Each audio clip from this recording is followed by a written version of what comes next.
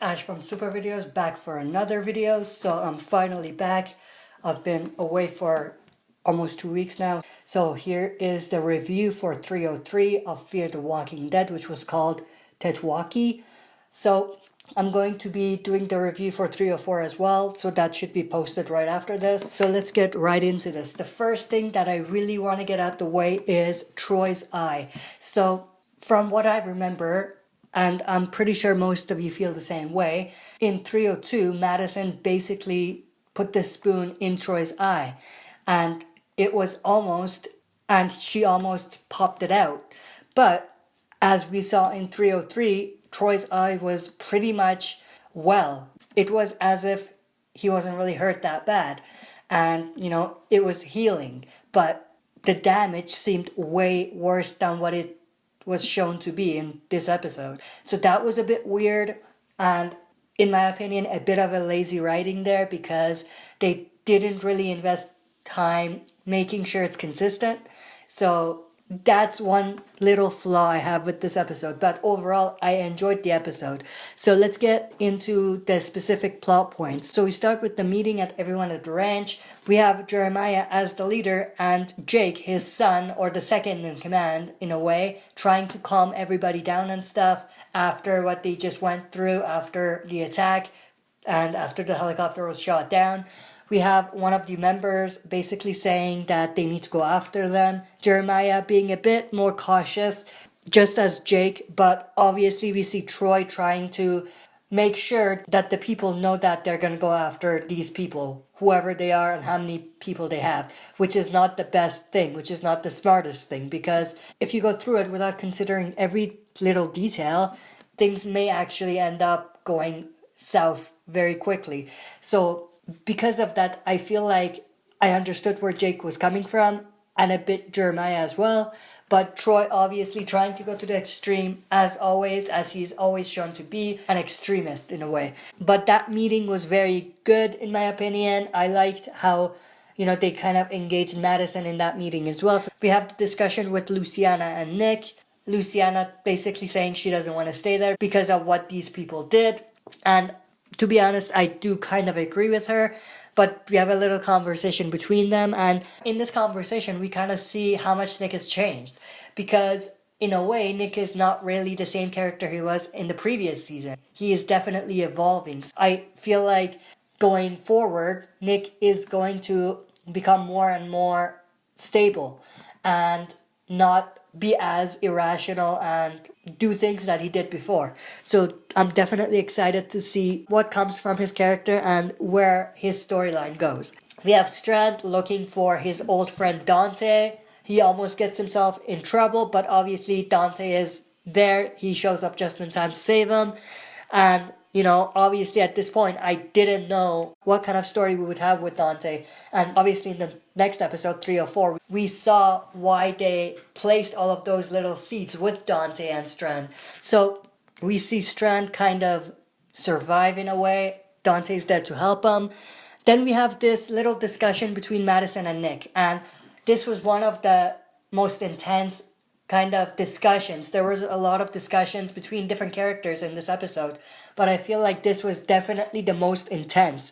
We have Madison calling Nick out for the things he's done, for walking away, for in a way causing Travis to die, even though it wasn't directly his fault, and Madison did take it a bit too far in saying that he was, but we have Madison basically calling Nick out for everything he's done, for walking away. And I definitely feel like that was a big turning point for Nick. After that discussion, I definitely think that Nick kind of understood. And that moment had a lot to do with his evolvement and his character development. So I definitely liked that conversation. I liked that Madison called Nick out for what he did, and she wasn't shy about it. She didn't kind of sit back and defend him like she always would. So that was definitely great to see. Then Madison talks to Jeremiah about Troy. That's another discussion that I really liked. Madison saying that Troy's unstable, that we need to keep an eye on him and things like that.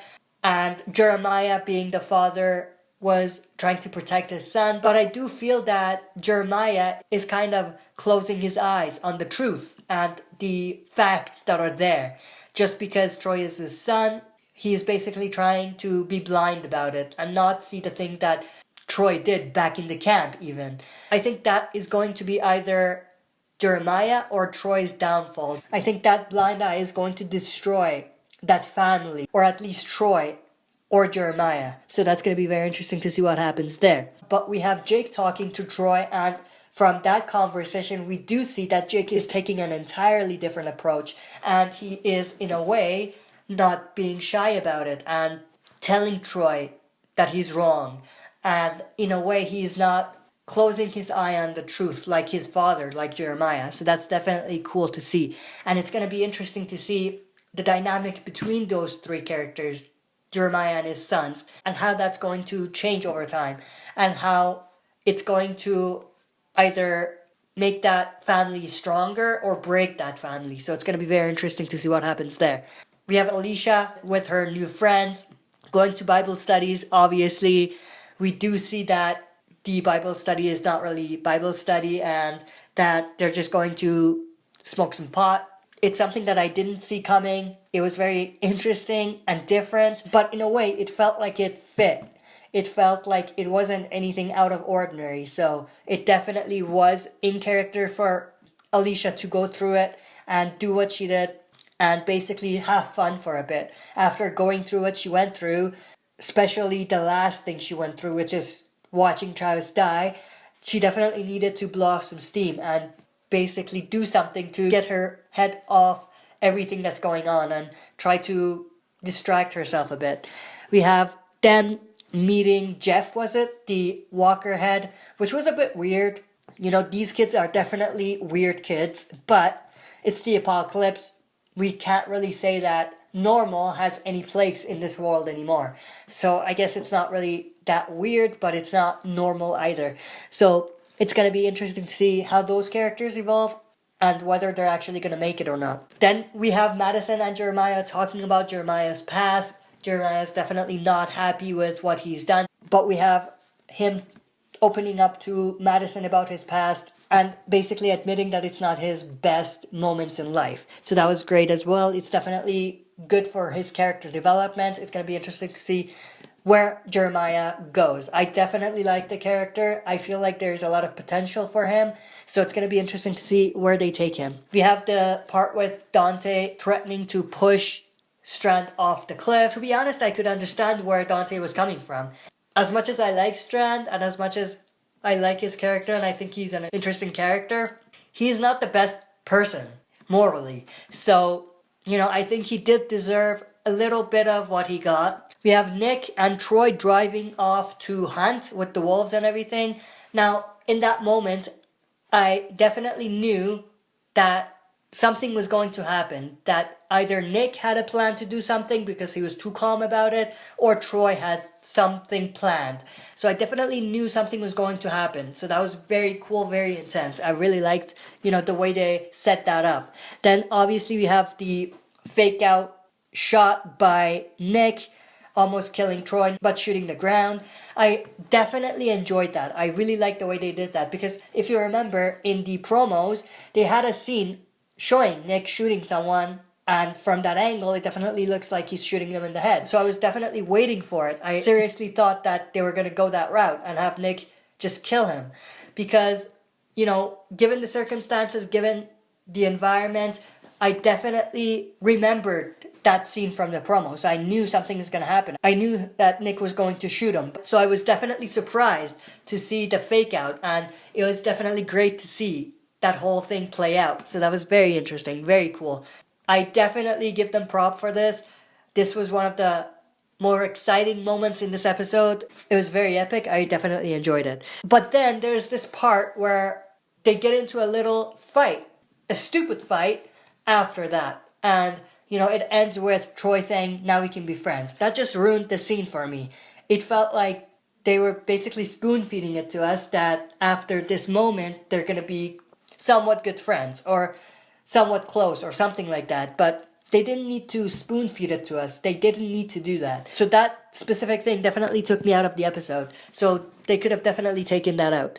But we have the part where they're basically talking about going to see what happened with the people that went out. Madison volunteers. Madison is slowly feeling more and more attached to this new community, and she feels like she's part of the community. So that's definitely exciting to see.